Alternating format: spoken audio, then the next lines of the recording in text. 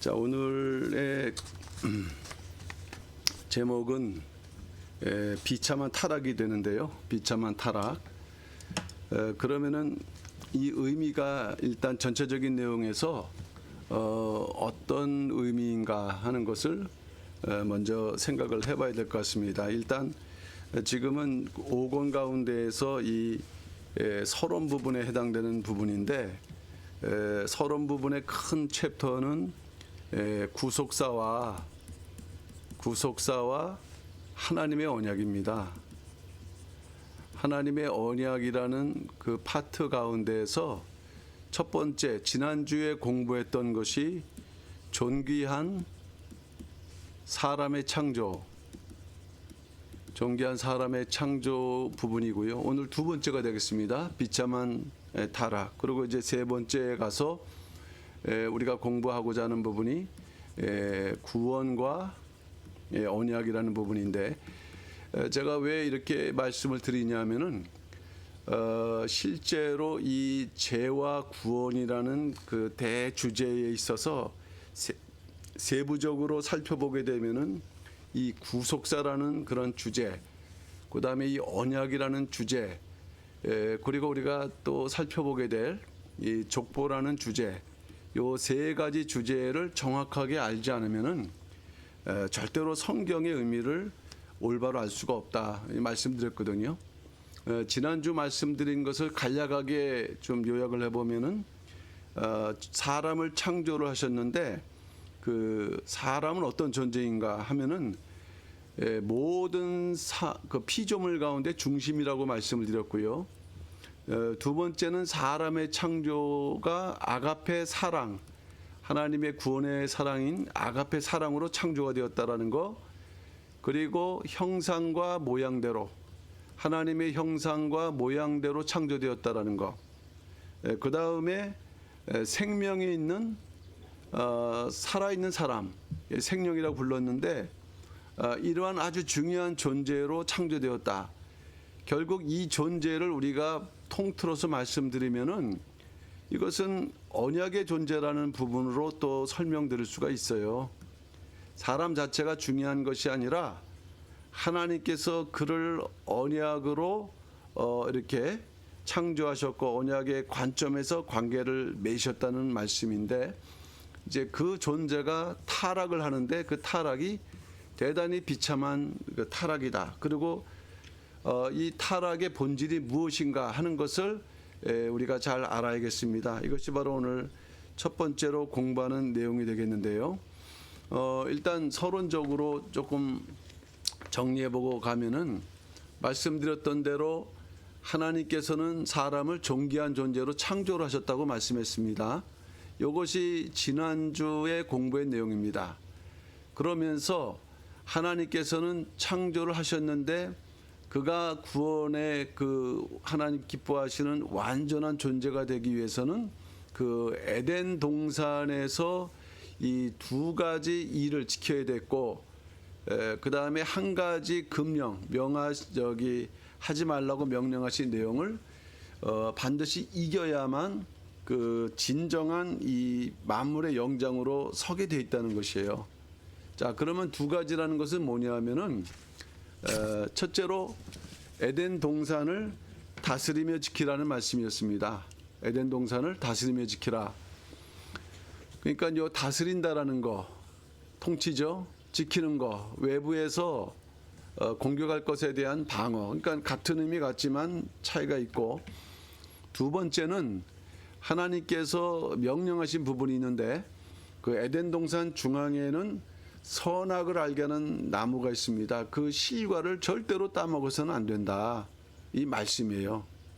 그러니까 에덴 동산이 즐겁고 기쁜 하나님의 그 은혜가 충만한 동산이지만, 한편으로 에덴 동산은 하나님의 공의로운 통치 영역이다. 그러니까 이 공의라는 것은 우리가 두 가지 면에서 생각할 수 있습니다. 하나님과 사랑, 하나님의 공의, 하나님의 사랑, 하나님의 공의.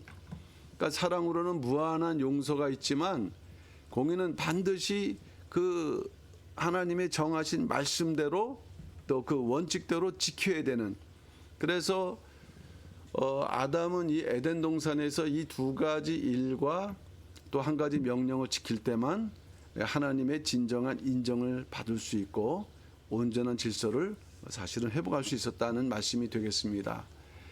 자, 그런데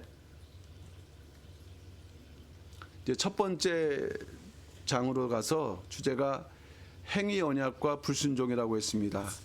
자, 여기에서 다시 또 언약이라는 부분이 등장을 하고 있어요. 이 언약을 우리가 잘 이해를 해야겠다. 이 언약을 이해하는 것이 사실은 이 구속사 시리즈를 올바로 이해하는 첫걸음이고요. 그리고 구속사를 정말 관통할 수 있는 그런 어떤 신앙적인 그러한 의미를 갖는다고 할 수 있겠습니다. 자, 행위 언약이라고 했는데 일단 이 언약에 대해서 간략하게 제가 설명을 드리게 되면은 시기적으로 보게 되면은 행위 언약 이전에 구속 언약이라는 게 있었고요. 그 다음에 이후로 그 행위 언약 이후에 은혜 언약이라는 게 있습니다. 성경을 보게 되면 언약적 관점에서 볼 때는 언약은 세 가지로 구분되죠. 그러니까 우리가 성경을 펼쳐볼 때는 행위 언약, 하나님께서 아담하고 맺으신 언약인데 시기적으로 보게 되면 이 구속 언약이라는 그 논리, 어떤 의미가 사실은 잠재되어 있다는 거죠. 구속 언약이라는 말은 나와 있지 않습니다. 이것은 하나님과 아들 예수 그리스도, 다시 말하면은 성부와 성자가 맺으신 언약이고요. 그리고 이 은혜 언약은 하나님께서 인간인데 그 인간은 아담이 범죄한 이후의 인간이기 때문에 죄악된 인간이 되는 것이에요. 죄악된 인간. 그러니까 이 세 가지 그 언약이 성경 전체를 관통하면서 구원을 완성하고 있다. 이렇게 말씀하고 있는 거예요. 아까 두 가지 일과 한 가지 금령이 있었는데 그게 바로 행위 언약 자체입니다.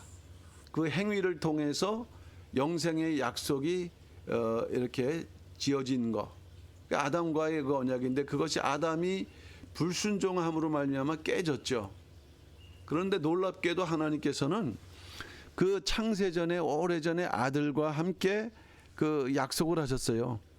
아담이 지키지 못할 그 행위 언약에 대해서 대신 예수 그리스도께서 그 언약을 지키도록 하나님께서 그 아버지와 아들이 그 약속을 하신 것이죠. 이제 그것이 구속 역사 속에서 이제 실현되는 것이 이 은혜 언약입니다. 은혜로. 그러니까 아담 때는 행위 언약이기 때문에 아담의 행위에 따라서 이제 죄가 되었지만은 이 은혜 언약이라는 것은 이 그리스도 안에서 또 그리스도께서 보증을 해주시기 때문에 그 한 번의 행위로 말미암아 그 범죄가 되는 게 아니라 그 죄를 다시 한번 하나님의 그 은혜 가운데에서 또 다시 언약을 이뤄갈 수 있는 그런 장치가 있는 것이고요. 그래서 이 은혜 언약이라는 것은 구약 성경을 볼 때 무려 7가지로 발견이 되면서 구원의 완성을 위해서 점진적으로 이루어지고 있다. 이것이 이제 앞으로 우리가 또 자세하게 공부를 해야 되고 이 은혜 언약 가운데에서 중심이 바로 횃불 언약인데 그 횃불 언약이 구속사를 관통하고 있는 것입니다. 자, 그러면 1번 행위 언약과 불순종에 대해서 어떻게 우리가 내용을 살펴봐야 될까요? 창세기 2장 16절 17절 말씀 보게 되면은 선악을 알게 하는 나무의 실과는 먹지 말라. 내가 먹는 날에는 정령 죽으리라. 엄중한 하나님의 그 경고의 말씀이죠. 이 금령이죠. 말씀드렸던 대로 아담이 또는 하와가 말씀을 순종하는 여부에 따라서 영생이 결정된다. 그래서 이것을 우리는 이 행위가 붙여진 행위 언약이라고 말씀드리거든요. 자, 그러니까 그 타락이라는 부분은 뭐냐면은 아담이 죄를 지었다. 이렇게 우리가 얘기를 했는데 그 죄가 뭐냐? 바로 이 언약을 깨트렸다라는 부분이 죄가 됐다는 것이에요. 언약을 깨트렸다. 언약의 존재가 언약을 깨트렸다. 이제 그것이 죄가 되고 다시 언약을 회복하는 이제 그런 과정이 구원의 과정이다 말씀을 드릴 수 있겠습니다. 오늘은 그 아담과 하와가 어떤 과정을 통해서 언약이 깨졌는가 하는 것을 이게 보게 되는데, 우리가 이제 아담이 죄를 범했다라고만 말씀드리지만 실질적인 의미에선 그것은 이 행위 언약을 깨트린 것이 가장 아담과 하와에게 큰 죄악이 되었다는 것을 우리는 아셔야겠습니다. 그러면 어떤 과정을 통해서 행위 언약이 깨졌는가 할 때 불순종의 과정이라는 거예요. 불순종. 그 증거는 무엇인가 하는 것입니다.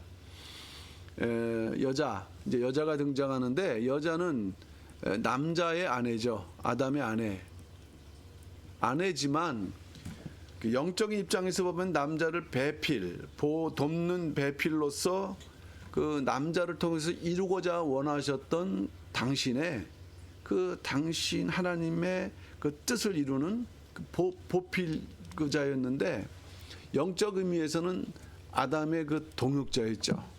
그러니까 직접적이진 않지만 아담을 통해서 여자에게도 동일한 언약의 의미가 부여가 됐는데, 자, 첫째로 여자는 에덴 동산을 다스리며 지키지 못했다 그랬거든요. 이게 하나님의 그 명하신 부분인데, 다스리며 노동하다, 일하다, 경작하다, 이제 이 의미에서 보게 되면은 어쨌든 온전히 그 사명을 감당하지 못했다. 이 노동이나 그 맡겨진 일, 이 경작하는 일에 있어서 뭔가 여자는 소홀함이 있을 수 있다라는 것을, 소홀함 우리가 한번 살펴볼 수 있겠고요. 그다음에 지킨다, 이 샤말인데 살피다, 보호하다, 주의하다.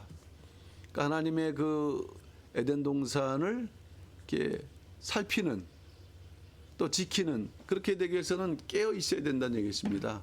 경성.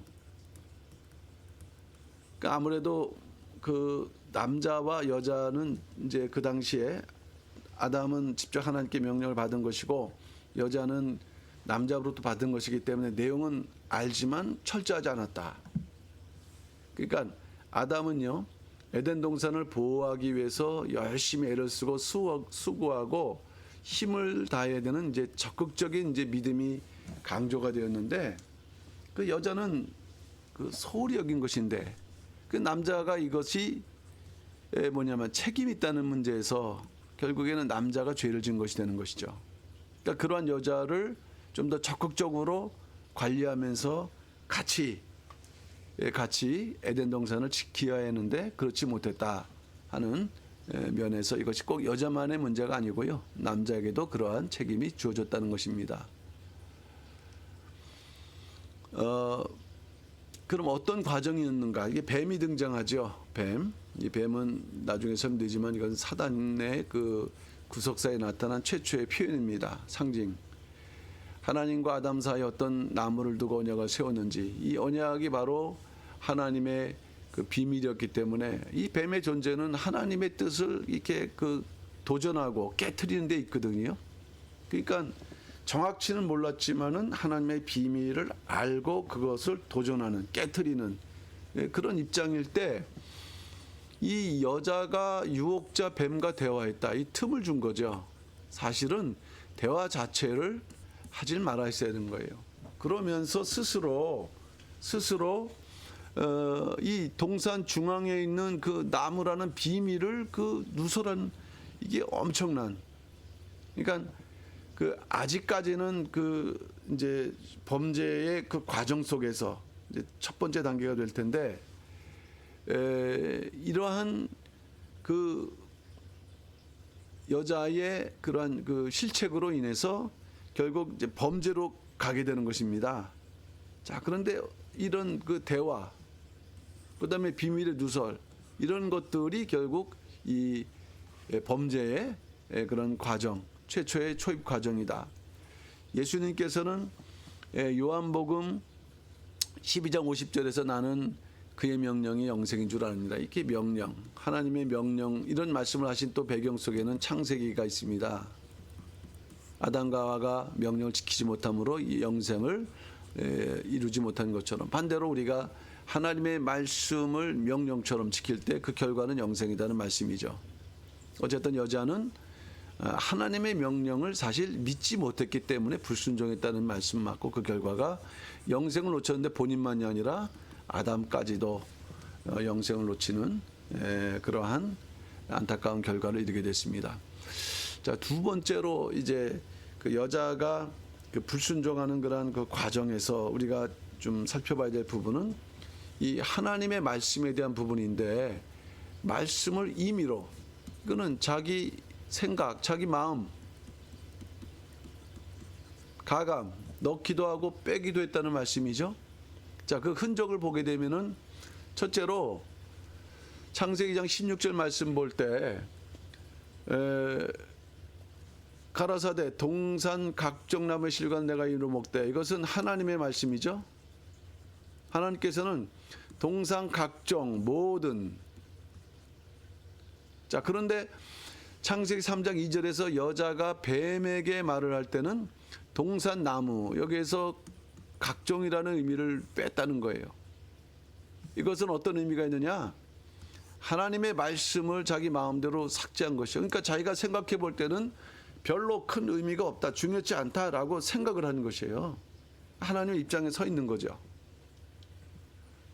하나님께서는 이러한 그러한 죄에 대해서 절대로 가볍게 여기지 않으십니다. 여기에 또 범죄한 것은 추가가 있는데 가가매라고 할 때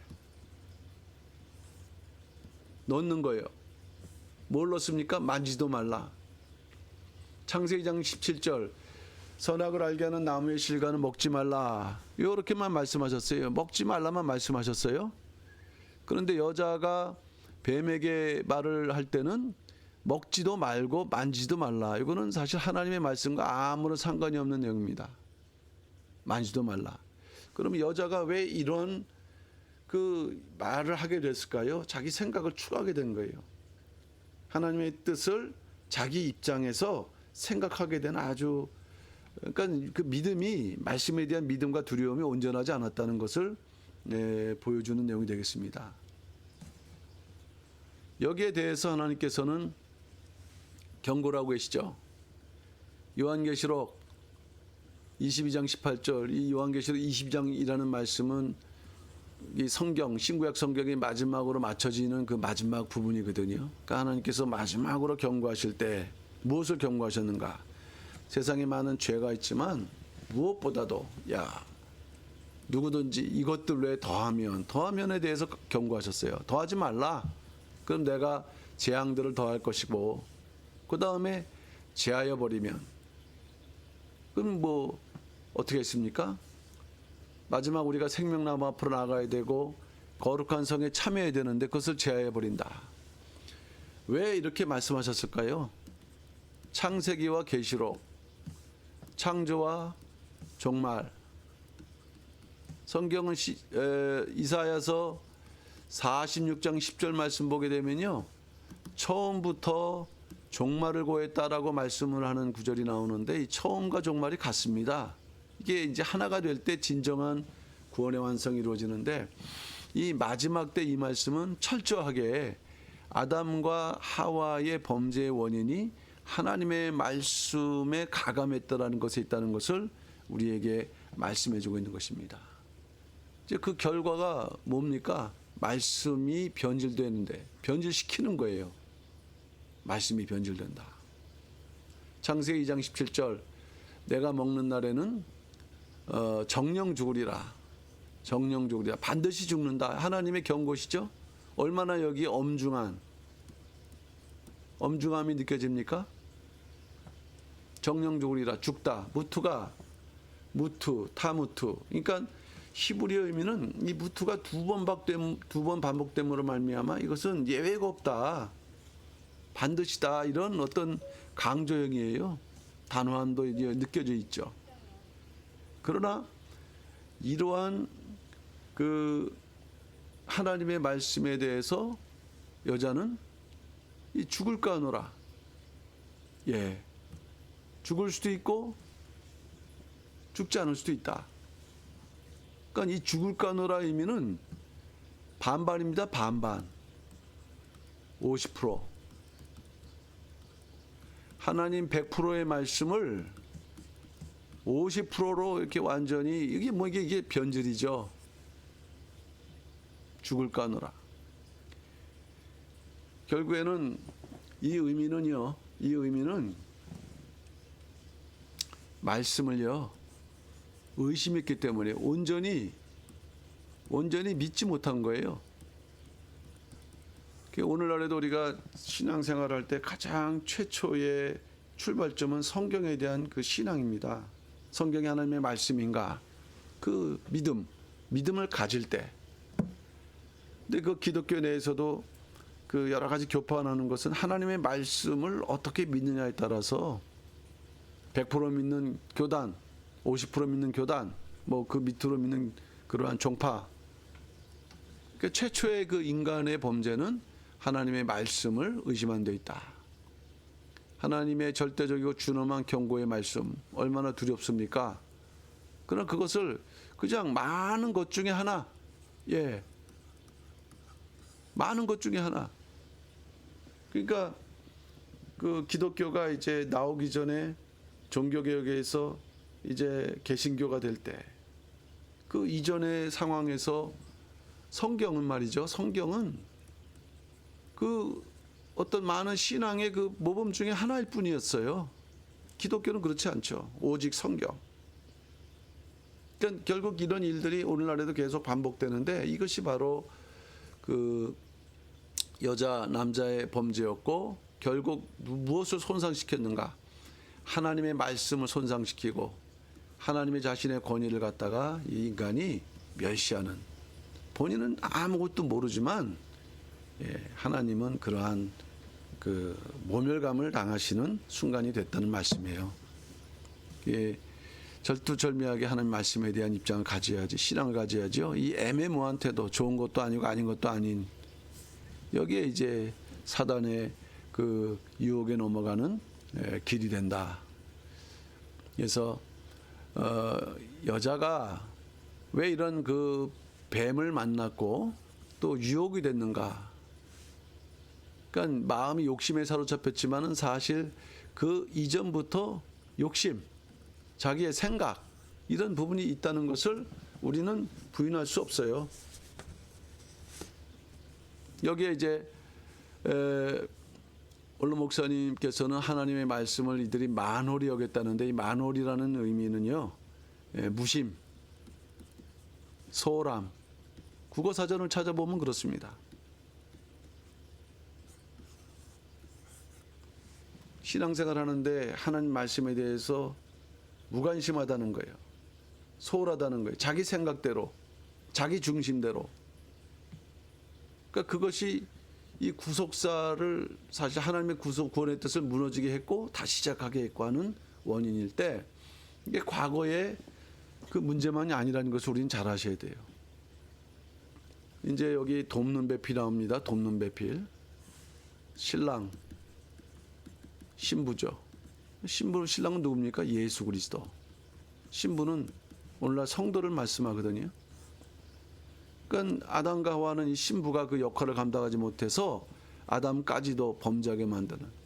그러니까 오늘날 돕는 배필로서 우리 이제 성도들이 자기 사명을 잘 감당해야 되는데 여전히 망각하거나 그 결과 하나님의 교회가 어둡게 되는 그런 일이 있어서는 안 되는데 그 원인을 야고보서 1장 15절에서는요 욕심이라고 말씀했어요. 욕심이 잉태한 즉 죄를 낳고 죄가 장성한 즉 사망을 낳느니라. 그러니까 욕심이 있으니까 뱀도 만나고 그 말에 귀도 기울여주고 또 사로잡히게 되고 철두철미한 믿음을 우리가 갖도록 우리에게 경고의 말씀을 주시는 내용이라고 하겠습니다. 자, 이제 두 번째 대지, 두 번째 그 대지는 타락의 이제 결과인데요. 타락의 결과.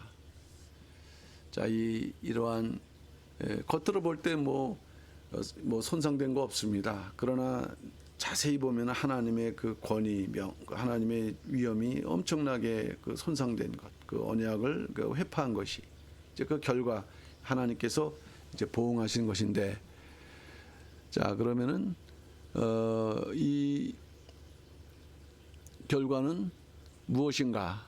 그것은 바로 7가지 형벌이다.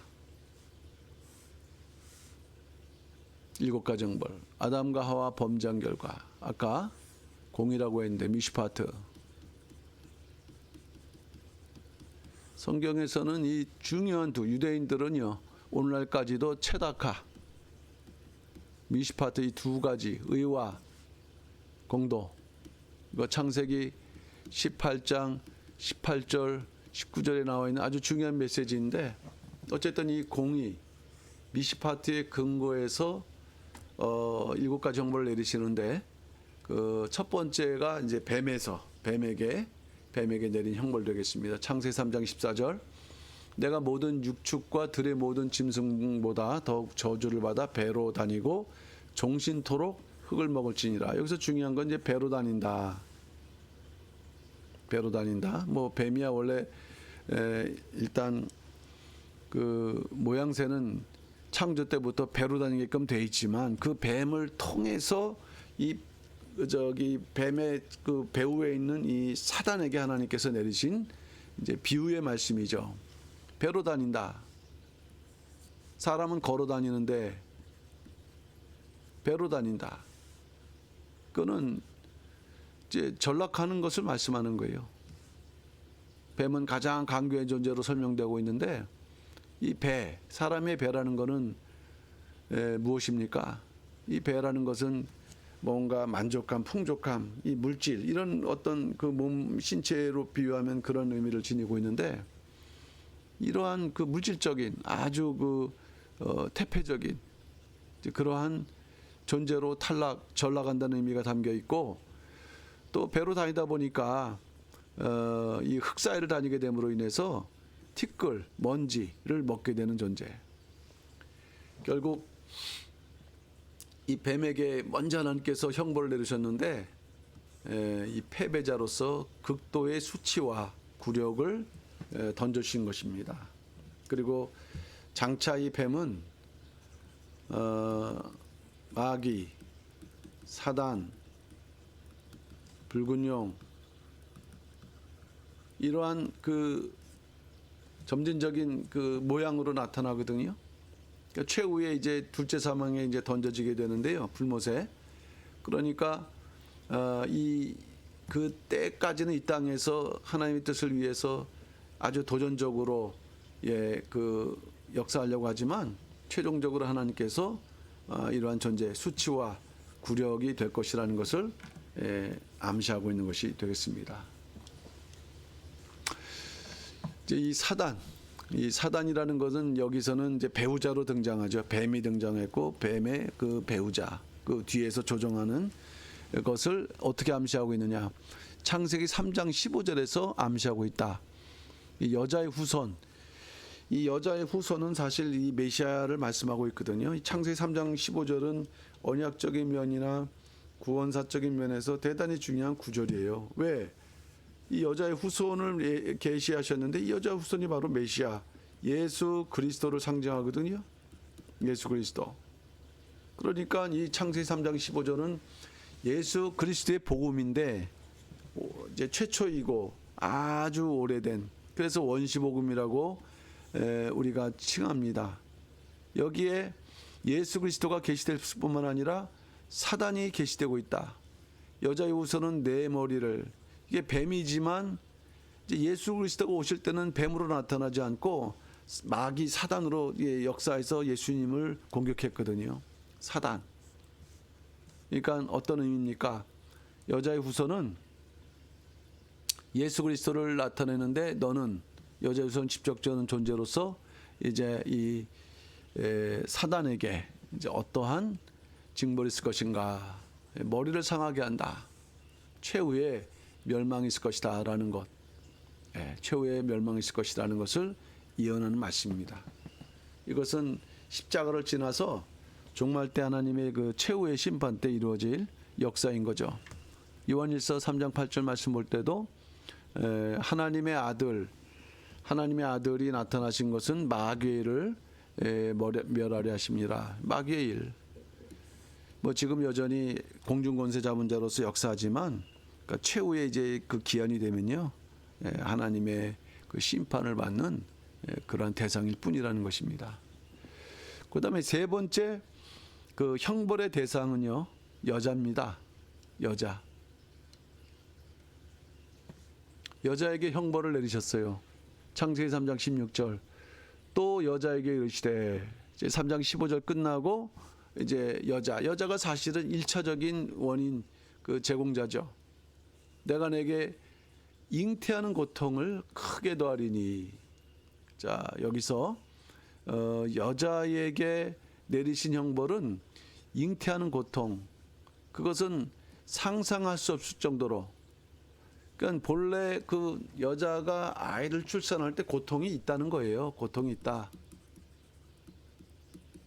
그런데 이 고통을 크게 더해서, 때때로는 뭐 이제 건강에 출산할 수도 있지만 때때로는 출산하면서 생명의 위협을 느낄 수 있는, 여자로서는 정말 평생의 정말 축복이자 두려움의 순간이죠. 이것이 성경에서는 그 범죄함에 대한 하나님의 형벌이다라고 이렇게 말씀을 하고 있어요. 그래서 첫 번째 그 형벌이 잉태의 고통과 해산의 수고고, 두 번째가 남편을 사모하는 것이라고 이렇게 했습니다. 남편을 사모하는 것. 사모한다는 것은 본래 여자가 남자의 갈빗대에서 창조가 됐는데, 그 동등한 서로 그 인격적인 그런 존재였는데, 이제 일방적으로 그 남편을 의지해야 되고 주체할 정도로 갈망해야 되는 이런 과정은 그 남자에게 종속적인 존재가 되는 이제 그러한 그 위치가 된다는 것을 이제 말씀하고 있고, 뭐 오늘날 이게 타락한 세상에서 우리가 뭐 볼 수 있는 그런 내용이라고 할 수가 있겠습니다. 그러다가 이제 남편의 다스림을 받는다. 물론 뭐 간혹 그 예외도 있지만 이렇게 보편적인 면에서 사실 현실적으로 이루어지는 내용 아니겠습니까? 타락은 여자가 남자의 머리가 되었다. 뭐냐면 여자가 그 열매를 땄어요. 그래서 남자에게 줬어요. 먹으라고. 그 남자가 어떻게 보면 그 순간은 여자의 말을 들은 거죠. 여자의 말을 순종한 것이에요. 그러니까는 그 순간은 역전된 것이죠. 그러나 그 결과 하나님의 질서가 무너지는 바람에 하나님께서 그것을 다시 바꿔갖고 여자는 남자의 다스림을 받게 하시는 것이 바로 하나님의 그 여자에 대하신 형벌이었다. 자, 남자에게도 형벌을 내리셨는데, 남자에게 형벌을 내리신 것은 왜일까요? 그 책임이 사실 남자에게 있는 거예요. 행한 것은 여자지만은 그 여자에게 하나님의 말씀을 전하고 그대로 행하게끔 하는 책임이 남자에게 있다. 오늘날에도 그 무슨 그 기업체에서 어떤 그 사고가 치게 되면은 직접 행하지는 않지만 그 책임자들이 동일하게 그 책임을 지고 자리에서 물러나는 경우가 있는 것 마찬가지로, 이 남자에게 절대로 그 책임이 없다 할 수 없다는 것이죠. 그러면은 어떠한 형벌을 내리셨을까요? 첫째는 종신토록 수고하는 형벌. 종신토록 수고하는 형벌. 창세기 3장 17절. 너로 인하여 저주를 받고 너는 종신토록 수고. 여기 수고라는 말은요, 2차본 여자의 잉태하는 고통을 나타낼 때 사용하는 단어인데 좀 차이가 있다면 무엇일까요? 남자는 종신토록 수고하면서 그 수고 자체가 여자가 해상 고통하는 것들을 힘든 것은 아니지만은 마치 그것을 평생 이렇게 나누어서 그 수고를 감당해야 되는 것 같은 그러한 책임, 땀을 흘리는 그런 그 책임을 이렇게 징벌을 주셨어요. 예. 그러니까 남자는 이래야 되되 그 고통을 이렇게 느끼지 않고 일을 할 수가 없는 것이죠. 고통을 느끼면서 일을 해야만 또 살아갈 수 있다라는 거. 그래서 두 번째로 보게 되면은 그 결과는 뭐냐면 허무하게 흙으로 돌아간다. 본래는 흙으로 지음받았지만은 하나님께서 생기를 불어넣으셔서 생령으로 지음받았다고 창세기 2장 7절 말씀했죠. 그러나 이제 생명나무를 따먹게 되면은 이제 신령, 영생이죠, 영생. 그러니까 이것을 그대로 이룬 인물이 바로 7대손 에녹이었습니다. 에녹. 아담의 그 축복을 그대로 이룬 인물이 에녹이었죠. 근데 범죄함으로 말미암아 다시 어디로 돌아갑니까? 흙으로 돌아가는, 죄값을 당하게 되는 죽음의 방식으로 원점으로 돌아가는 그러한 형벌을 내리셨다. 다섯 번째는 땅에 형벌을 내리셨는데 이 참 땅은 억울하죠. 창세기 3장 17절 땅은 너로 인하여 저주를 받고 사람이 타락을 했는데 땅이 저주를 받은 것이에요. 억울하죠. 근데 그래서 로마서 8장 22절 말씀 보면은 피조물도 탄식한다라고 사도 바울은 그 성령의 감동 속에서 인간의 범죄로 인해서 왜 인간은 만물의 영장이니까 그 중심 사람이 타락하니까 부득이 모든 피조물이 그 범죄 안에 그 머물러 있게 되는 것이에요. 그 결과 땅은 가시덤불과 엉겅퀴를 내었다. 가시덤불과 엉겅퀴를 내었다. 그러니까 하여튼 이 타락이 회복되지 않으면 이 세상은 고통의 열매라는 거예요. 그러니까 이 땅은 때때로 사람의 마음을 상징하지 않습니까? 그러니까 사람이 정말 하나님 은혜가 충만하면 뭐 죄도 용서할 수 있는 참 넉넉하고 풍요로운데 뭐 오늘날 범죄한 인간은 남이 잘 되는 거 기뻐하지 않습니다. 쏘고 없는 거 만들어서 그 사람을 흠집내고 서로 고통을 받을 뿐인 거라는 거예요. 이게 다 이 땅에 살아가는 이 범죄의 그 형벌이라는 것이죠.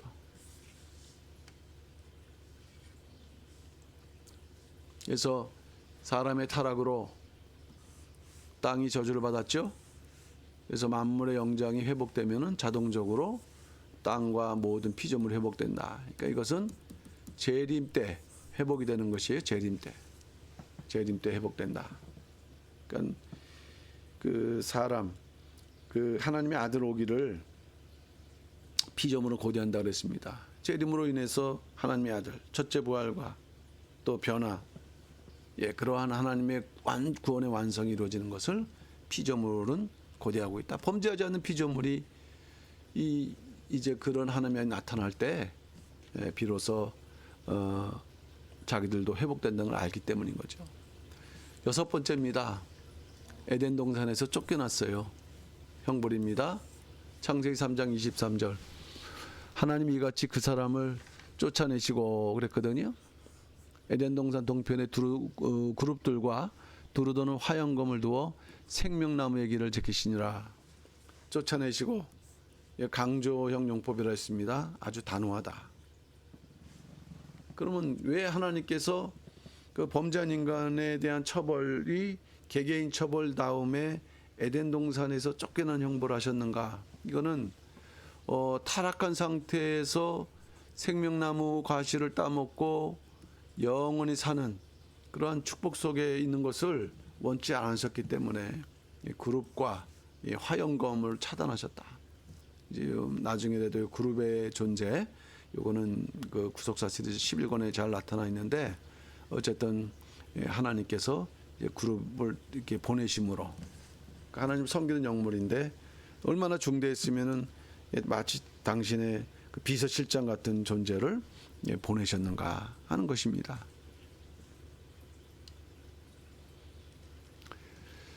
그렇지만은 이제 성도는 말이죠. 성도는 은혜, 구원의 회복입니다.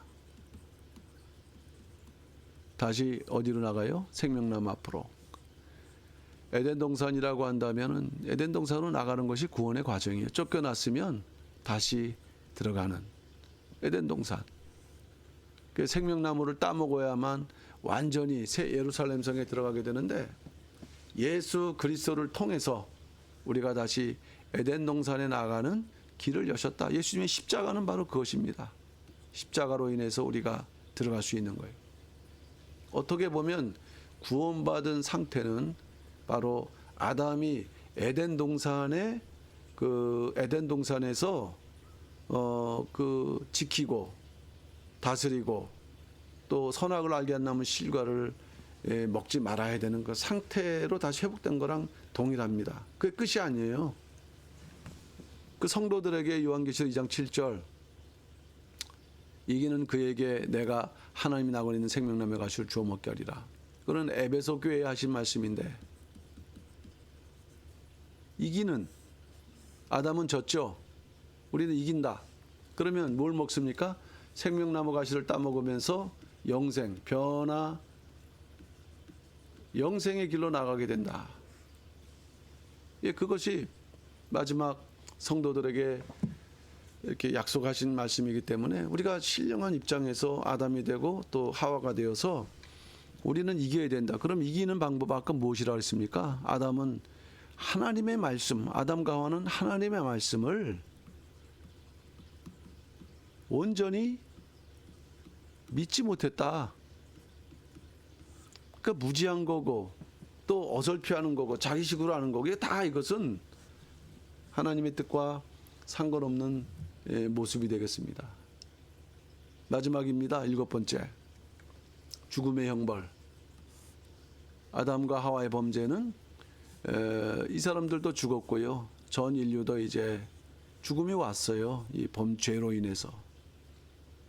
영적 죽음, 하나님과의 분리, 하나님과 교통 단절해서 숨는 거죠. 나무 뒤로. 이미 그 상태가 하나님과 교통이 되지 않은 상태가 성경으로는, 이제 신앙적으로는 이제 죽은 거예요. 영적으로는. 그리고 이제 분리가 됐습니다. 영육, 하나님의 영과 육이 분리된 가운데 육이 이제 영혼이 떠남으로 육체가 부패돼 갖고 흙으로 돌아감. 성경적으로 죽음은 세 가지입니다. 영원한 죽음,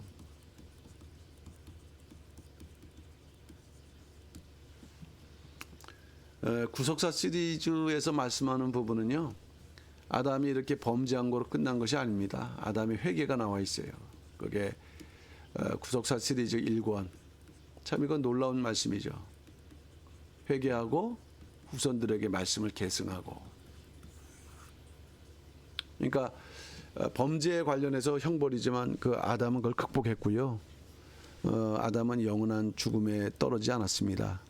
자, 그런데 영원한 죽음, 이것이 두려운 일인데, 어쨌든 이러한 이 죽음의 그 역사가, 그 세력이 이 땅에 오게 되는 그 빌미를 바로 이 아담 하와의, 그 인류의 대표인 아담과 하와가 하나님의 말씀 온전히 지키지 못함으로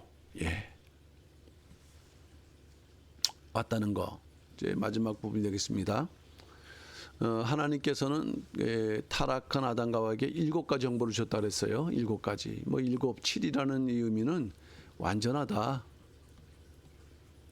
하나님의 형벌을 이제 그 하나님께서 완전한 형벌을 내리시고 또 하나님께서 흡족하시는 형벌과 죄와 사망의 문제를 해결할 수 있는 분, 이제 예수 그리스도가 등장하시는 거예요. 그러니까 그래서 오직 예수 그리스도.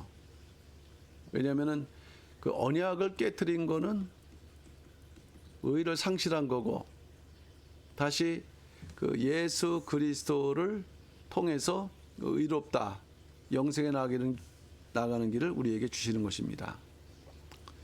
그래서 로마서 3장 23절, 모든 사람이 죄를 범하였음에, 뭐 모든 사람입니까?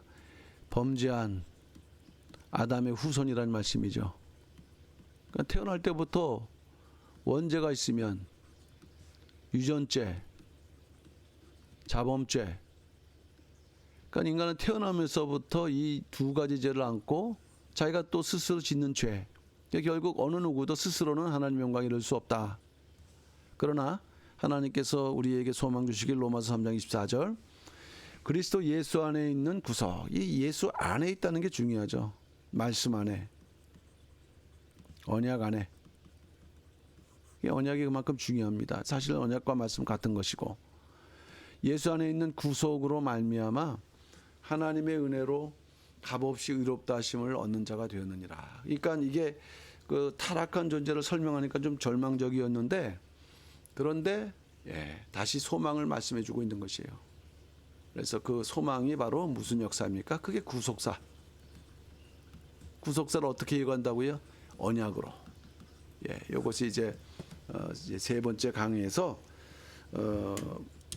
이루어지는 것입니다. 그거는 이제 일단 여기서 두 번째 강의는 마치시고요.